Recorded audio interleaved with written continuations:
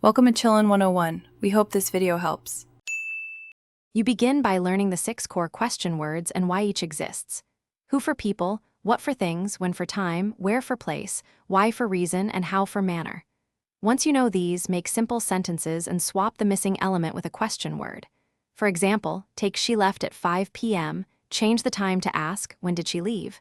This first step gets you forming focused, purposeful questions immediately. Now focus on structure so your questions are grammatically correct.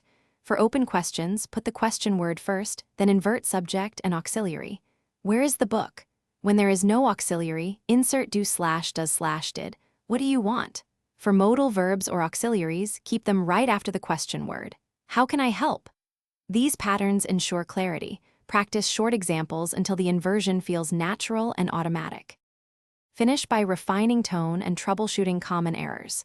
Make sure tense and auxiliaries match the intended time. Used did for past, do/does for present. Once done, adjust phrasing for politeness or brevity. Could you tell me where?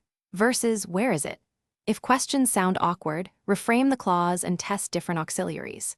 Key tip: if meaning is unclear, read the question aloud. Intonation often Thanks for watching. Consider subscribing if we helped you.